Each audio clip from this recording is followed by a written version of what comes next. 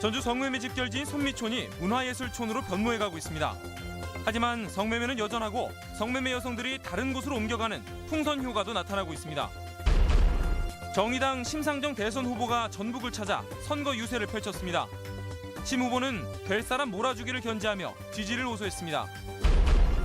도내에서 처음으로 미세먼지 원인을 분석한 연구 결과가 나왔습니다. 하지만 측정소 탓만하면서 현실과 동떨어진 엉뚱한 분석을 내놓아 빈축을 샀습니다. 시청자 여러분 안녕하십니까. 전북권 뉴스데스크입니다. 오늘은 전주의 어두운 과거이자 현재인 선미촌의 변화되는 모습을 조명합니다. 공원 조성이 완료되고 입주 작가들의 작품 활동도 이어지면서 문화예술촌으로 자리 잡고 있습니다. 이경희 기자의 보도입니다. 음산한 유리방 너머로 작은 공원이 생겼습니다. 조그마한 오솔길을 따라가다 보면 넉넉한 아름드리 나무 둘레로 쉴 수 있는 의자도 마련됐습니다.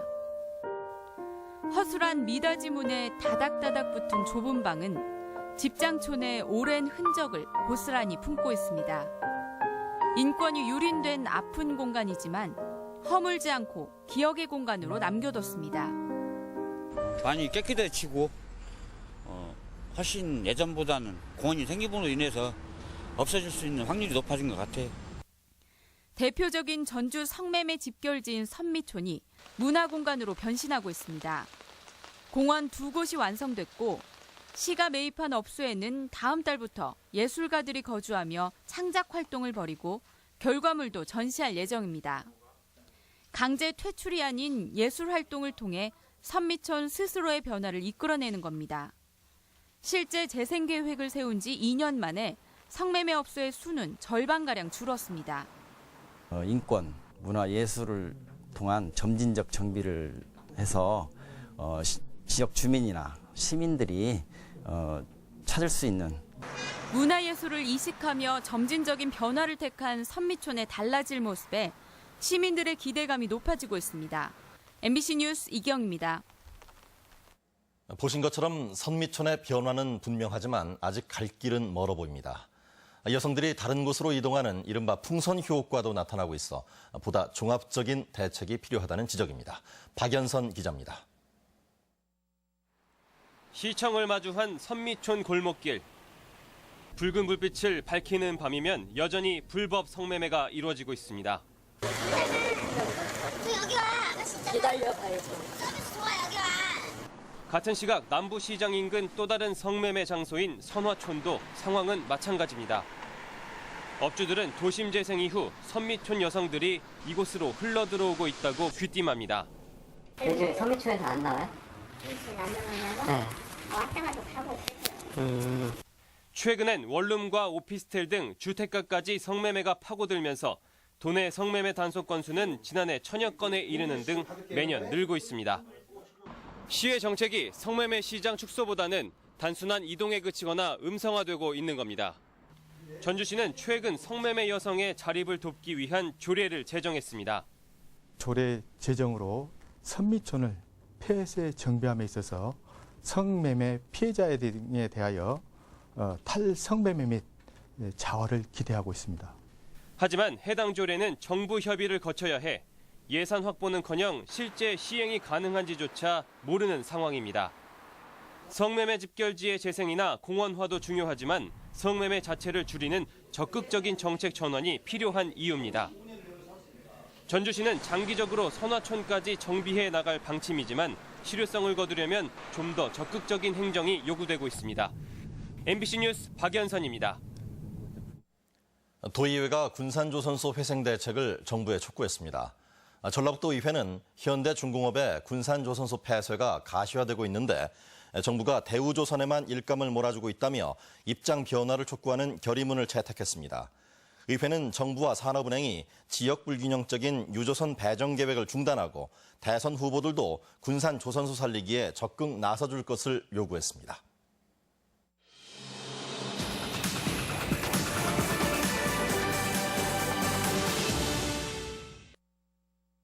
정의당 심상정 대선 후보가 오늘 전북을 방문해 선거 유세를 펼쳤습니다. 될 사람 몰아주기식의 투표 행태를 우려하면서 보수 세력은 물론 야권 후보 비판에 대해서도 날선 비판을 가했습니다. 김하연 기자의 보도입니다. 안철수, 문재인 후보와 마찬가지로 대학가를 찾은 정의당 심상정 후보. 민주당이나 국민의당에 비해 인파는 적었지만 20, 30대 지지자들의 호응은 뜨거웠습니다. 시 후보는 상속 증여세로 거친 돈을 청년들에게 나눠주자는 청년 사회 상속제 등 청년 관련 공약을 내놨습니다. 사회에 나가기도 전에 2천만 원씩 빚장이가 되는 이 대한민국 사회를 갈아엎을 권리가 있습니다, 여러분. 심상정 후보는 전주 모래내 시장에서도 유세를 펼쳤습니다. 홍준표 후보의 성범죄 모의 논란에 대한 비판으로 포문을 연 심 후보는 문재인, 안철수 후보에 대해서도 날카롭게 각을 세웠습니다.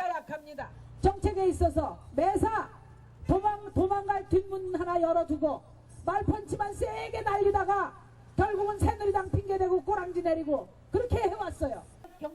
또 전북도민들이 그동안 정권 교체를 위해 될 사람에게 표를 몰아줬지만 삶이 바뀌지 않았다며 사표 걱정 말고 정의당과 심상정을 선택해야 차기 정부의 개혁성이 담보될 수 있다고 강조했습니다. 한번 곰곰이 생각해 보십시오. 될 사람 밀어줘서 된 사람 도대체 대한민국 어디로 이끌었습니까? 뭘 바꿨습니까, 여러분? 심 후보는 새만금 사업에 대해서는 해수 유통을 주장했고 전북의 미세먼지 농도가 높은 데 대해선 기후정의세 신설 등 근본적인 대책을 마련하겠다고 밝혔습니다. MBC 뉴스 김하연입니다. 대선을 보름 앞두고 유세 열기가 뜨겁게 달아오르고 있습니다. 민주당 전북도당은 장날을 맞은 부안과 김제, 원평 등 전통시장을 돌며 문재인 후보 지지를 호소했고 국민의당도 진안과 남원 등지에서 안철수 후보에게 나라의 미래를 맡겨달라고 당부했습니다. 정의당과 바른정당, 자유한국당도 도심 큰 길가와 시장을 돌며 한 표를 호소했습니다.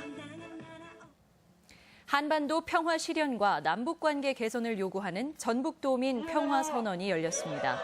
6.15 공동선언 실천 남측위원회 전북본부는 오늘 기억의 광장에서 집회를 갖고 대선 후보와 각 정당이 촛불 민심을 받들여 남북 합의를 계승하라고 촉구했습니다. 12,000여 명이 참가한 선언문에는 6.15 공동선언 등 기존 남북합의 계승과 개성공단, 금강산 관광 등 남북교류 재개, 사드 배치 중단 등이 포함됐습니다. 도내에서 처음으로 미세먼지의 원인을 분석한 용역 결과가 나왔습니다. 하지만 측정망의 위치를 탓하는 식의 안일한 조사 태도에 전문적인 분석도 부족해 수박 겉핥기식 아니냐는 지적을 받고 있습니다. 강동엽 기자가 보도합니다.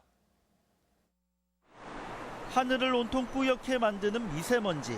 전북은 전국에서 세 번째로 미세먼지가 많아 삶의 질을 저하시키는 요인이 되고 있습니다. 하지만 전북보건환경연구원은 도내 미세먼지가 높지 않다는 엉뚱한 용역 결과를 내놓았습니다. 실제로는 미세먼지 농도가 높지 않은데 전북은 다른 지역과는 달리 측정소 주변에 공장이 많아 미세먼지 농도가 높게 나온다고 분석했습니다. 도민들이 체감하는 것과는 한참 다른 아니한 현실 인식을 보인 겁니다. 배출되어지는 장소에서 근접해서 측정망이 설치되어 있다가 보니까 상대적으로 높게 측정이 되어지는 부분들은 전라북도 입장에서는 조금 더 억울한 측면이 있다.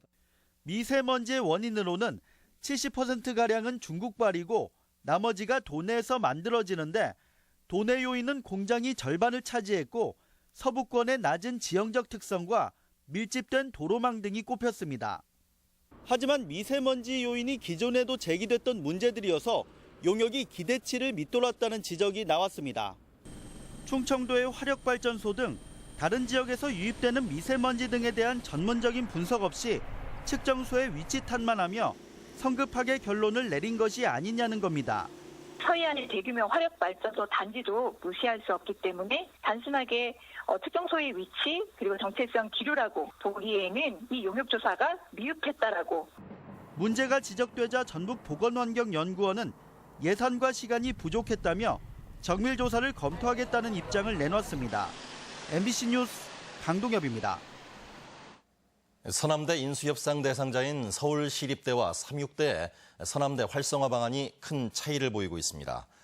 서울시립대는 학교 정상화를 위해 800억 원을 투자하고 의학과 농생명학 분야로 특성화한다는 계획을 밝혀 구성원의 높은 지지를 받고 있습니다. 반면 삼육대는 1,650억 원을 투자해 의대만 남기고 남원 캠퍼스는 별도의 활용 방안을 구상한다는 계획이어서 구성원의 의구심이 커지고 있습니다. 오늘의 간추린 뉴스입니다. 신혼부부의 평균 자녀 수가 채 1명이 되지 않고 자녀가 없는 부부도 30%에 달하는 것으로 나타났습니다. 통계청이 2015년 11월 기준으로 결혼 후 5년 이내에 도내 신혼부부 4만 5천여 쌍을 조사한 결과 평균 자녀 수는 0.94명에 불과하고 자녀가 없는 경우도 29.9%에 달했습니다. 인명피해가 큰 대형 차량의 교통사고 예방을 위해 차로 이탈 경고장치 장착이 의무화될 전망입니다. 개정이 추진되고 있는 교통안전법에 따르면 차량 길이가 11m가 넘는 승합차와 차량 중량이 20톤을 초과하는 화물차와 특수자동차는 오는 7월부터 차로 이탈 경고장치 장착이 의무화됩니다. AI 발생으로 휴관했던 금강 철새 조망대가 오늘부터 다시 문을 열었습니다. 금강 철새 조망대는 지난해 12월 21일부터 출입을 통제했지만 철새가 북상하고 AI가 진정 국면에 접어들어 다시 문을 열었다고 밝혔습니다. 전라북도는 천일염 명품화를 위해 올해 18억 원의 예산으로 장기 저장 시설을 지원하고 낡은 염전 바닥재를 타일이나 장판으로 교체하는 한편 고급 포장재도 지원한다고 밝혔습니다. 도내 천일염은 몸에 좋은 미네랄이 많고 쓴맛을 내는 염화 매그네슘 함량이 적어 품질이 우수하지만 전남 신안에 비해 인지도가 낮은 상황입니다. 간추린 뉴스였습니다. 성폭행 혐의로 파면된 전라북도 도청 인권 담당 공무원에게 무혐의 처분이 내려졌습니다. 전주지방검찰청은 지난 연말 모텔에서 술에 취한 20대 여대생을 성폭행한 혐의로 신고된 49살 A씨를 조사한 결과 성폭행으로 인정하기 어려운 정황이 많다며 무혐의 처분했습니다. 한편 성폭력 예방치료센터 등은 수사 결과에 유감을 표시하고 재조사를 촉구했습니다.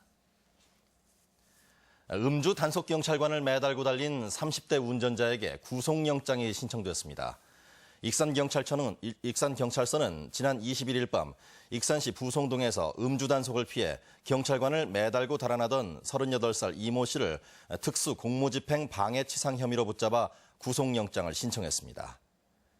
지금까지 전북권 소식이었습니다.